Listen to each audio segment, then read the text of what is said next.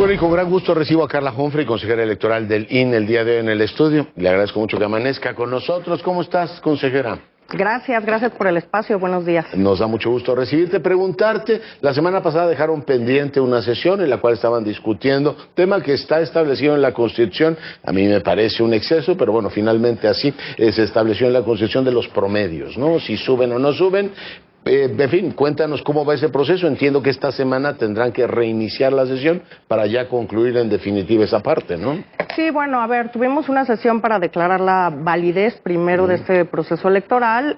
Hubo un debate importante respecto a alguna propuesta de mis colegas respecto a la no validez, cosa que jurídicamente puede gustarnos o no, pero jurídicamente es una propuesta que no se sostiene, porque nosotros podemos declarar la validez o la invalidez y los efectos jurídicos son validez con la entrega de constancias de mayoría o invalidez con la no entrega de constancias de mayoría. El razonamiento de Castillo, uno de tus compañeros, era declaremos no ni una cosa ni la otra para que sea el tribunal el que responda. De todos modos va a ser, eso es falso, de todos modos el tribunal va a resolver porque ya tenemos muchas impugnaciones desde antes de la jornada, en los cómputos y por supuesto después de la sesión de validez. Lo que jurídicamente no puede ser es que tú declares la no validez, que no existe, y después entregues las constancias, es decir, a final de cuentas les está reconociendo los resultados, que es con lo que yo no podía estar congruente, no podía votar porque nadie fue, ningún consejero ni consejera electoral fue al extremo de señalar que era inválida la elección. La no validez no existe con la entrega de constancias, entonces no pasas el examen, pero sí te doy tu título. Ayer lo leí en una columna y me parece que es muy claro, no pasas el examen, pero sí te doy el título de que te acredita para tu carrera, digamos. No recuerdo yo que se hayan dividido, digamos, el Consejo ha estado dividido por muchos momentos y por muchas razones, pero una división tan clara y tajante. ¿No tienen servicios jurídicos que les digan, oiga, más allá de lo que ustedes opinen, esta posición no la pueden tener? Sí tenemos, pero fue una opción que nunca se puso sobre la mesa. Jamás ninguna consejería, platicamos mucho sobre las irregularidades que vimos que íbamos a hacer, tomamos todas y todos la decisión de ver cuántas casillas teníamos estos informes y estas pruebas fehacientes para llegar a esta determinación y nunca nadie de las consejerías puso sobre la mesa llegar a la invalidez y por supuesto pues esto de la no validez pero sí te entregó la constancia y sí vas a estar en ese cargo, pues la verdad es que pues no se sostiene y por eso fue un poco sorpresivo en la mesa del Consejo General escuchar esa propuesta. Creo que lo que nos habíamos centrado es... ¿Pero lo habían deliberado antes, Carla? La invalidez nunca. Habíamos pedido análisis y, digamos, informes a todos nuestros consejos locales respecto a las incidencias en las casillas. Aquello que tienes documentado, que hay pruebas, que se informó, y llegamos, cuando determinamos o dimos esta instrucción a nuestros consejos, no sabíamos el número de casillas que iban a estar afectadas por estas irregularidades. A final de cuentas determinamos que eran 818 y procedimos a algo que el INE nunca había hecho, que es descontar, no sumar esas casillas, esos votos, y creo que fue una decisión congruente. Sí vimos irregularidades. O sea, descontar aquellos donde hubo irregularidades. Y todas las casillas, es decir, pudo haber votos que se emitieron libremente, pero determinamos que esas casillas, todos los votos los íbamos a descontar. Como INE nunca habíamos hecho eso. Creo que es importante decir que Chiapas es una preocupación central. El 70% de esas casillas estuvieron en Chiapas. No es la primera elección en la que pasan, por ejemplo, boletas planchadas, que se roban paquetes electorales. Ya hay puestas denuncias por estos... Boletas planchadas es que llegan intactas, ¿no? Exacto, que no hay dobleces. ¿Cómo le hicieron para meterlo en la urna? Exacto, no estuvieron ingresadas en casillas y por eso las descontamos. Pero no es la primera elección en la que pasa y por tanto decidimos tomar medidas para mandar un mensaje claro. Claro, pudieron hacer estas irregularidades, pero estas no pesaron en los resultados porque las descontamos. Entiendo bien tu razonamiento. Para mucha gente sigue siendo difícil de entender que haya sido una elección legítima con acordeones. Finalmente la gente fue a votar diciéndoles por quién tenían que votar. Lo entiendo, pero si preguntas a la gente, te pregunto, ¿fuiste a votar? No. Si hubieras ido a votar, ¿un acordeón hubiera presionado o coaccionado tu voto? No lo hubiese aceptado, lo hubiese considerado inadmisible. Exacto, ese es el tema. ¿Cuánto pesó en los resultados electorales los acordeones? Pues coincidieron, ¿no? A mí el que me dieron era clavadito, hubiese estado en la quiniela ganadora. Yo, por ejemplo, y a quien le pregunto es, hubieras votado a lo mejor incluso en contra de las personas que estaban en ese acordeón, porque no vas a recibir un acordeón y, por supuesto, tampoco vas a tener coaccionado tu voto. Eso es un delito electoral. También están presentadas las denuncias, esperemos que también la Fiscalía actúe. Como INE dimos ¿Hay vista. todavía fiscalía? Bueno, es un tema que para nosotros como instancia electoral, pues hay un tribunal, hay una instancia administrativa, el INE, y hay una fiscalía. Y la verdad es que desde antes dimos vista a la fiscalía con este tema. Nosotros tenemos quejas tanto en fiscalización, que estamos viendo si se puede determinar quién imprimió, cuánto costaron, cómo lo difundieron, y también tenemos quejas en las que también se está averiguando este tema. Entiendo muy bien, efectivamente, el razonamiento que expones. Preguntarte, ¿qué van a hacer con los informes de observación o cómo nutren su propia deliberación en el INE? Por ejemplo, el de la misión de la OEA.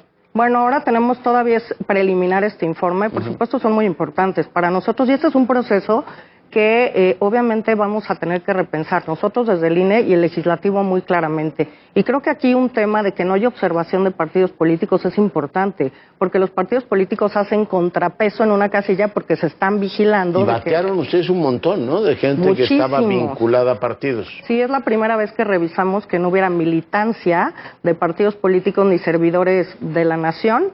Personas vinculadas a estos programas sociales y dimos muchos de baja de estas solicitudes para que pudieran ser ciudadanas y ciudadanos, pero sí hace falta una vigilancia más clara, por ejemplo, de partidos políticos. Yo creo que está bien que los partidos no participen en la elección del Poder Judicial, pero sí creo que en el tema de vigilancia es importante que estén los partidos políticos. Hay, pues, por supuesto, muchos capítulos en libros de ciencia política sobre cuál es el umbral de participación para legitimar una decisión. En este caso, habíamos tenido, lo que se refiere a la integración de un poder del Estado, una participación tan baja en la historia de México. No, claro que no. Las elecciones, por ejemplo, han sido bajas. Si nos vamos a 2022, las elecciones, por ejemplo, del Estado de México, para la gubernatura no llegaron al 50%. Baja California vota poco, exacto, pero nunca habíamos tenido nunca. 12 para la integración de un poder del Estado. Ahora bien, tampoco se establece un umbral como el que señalas en la ley, así que, bueno, puede haber sido muy poca la participación, poca, buena, regular, pero es cierto que no hay un umbral y quizá también eso debiera pesar en una reforma legal, tener un umbral de participación. ¿Tiene el INE encuestas de, digamos, de por qué votaron los que votaron y por qué no votaron los que no votaron, a efectos de entender mejor nuestra cultura política, que es también uno de los mandatos que tiene el INE?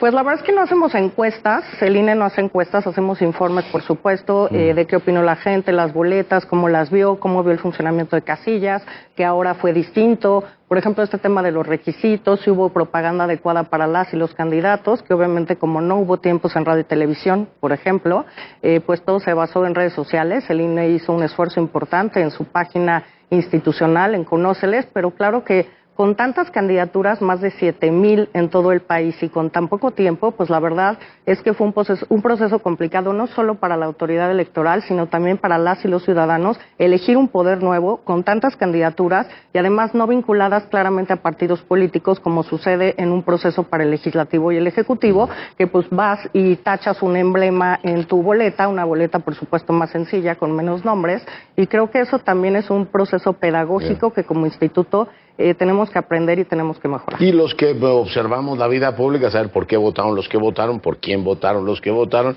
y saber por qué no votaron los que no votaron. Y me llamó mucho la atención una de Alejandro Moreno, digo, me da risa porque es la respuesta muy mexicana. Le preguntaron, ¿y usted por qué no fue a votar? Es que tenía que hacer otras cosas. ¿Sí? O sea, un domingo que tendría, claro. me llamó mi jefe o había mucho tráfico. Digo, las respuestas típicas que podemos dar, pues seguimos todavía pues pendientes de conocer mejor qué movió a la gente a no votar, ¿no?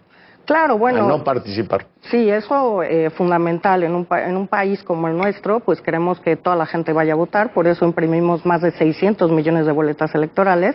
Teníamos que hacer... ¿Y qué van a hacer con todas las que no se usaron?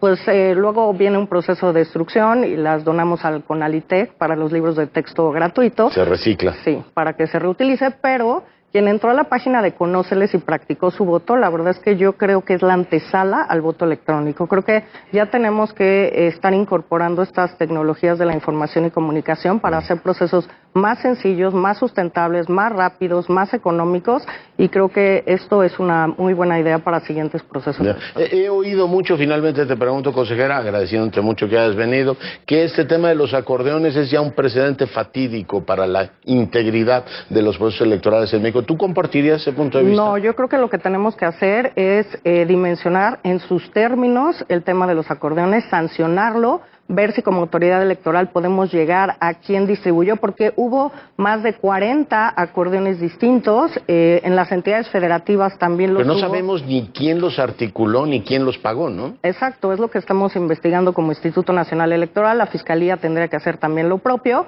Creo que será difícil encontrarlo, pero yo creo que no nos tenemos que acostumbrar a esto. Es un delito electoral, la compra y la coacción del voto. Y el gobierno en principio no tendría por qué haberse metido en esto, Ningún según gobierno, la ley. ningún partido, ningún gobierno de ningún estado, ni el federal, por supuesto, y tampoco ningún partido político. ¿Y si se probara esto, qué ocurriría?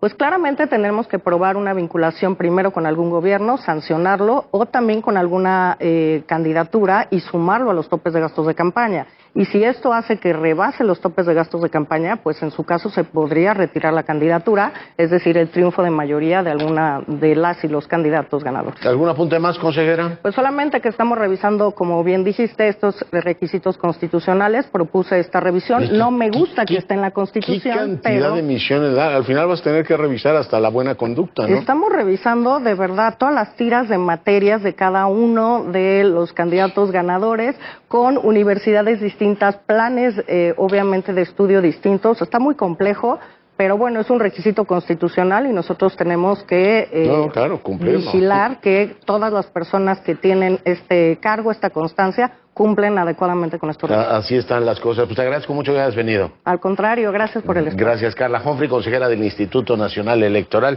el día de hoy conversando con usted.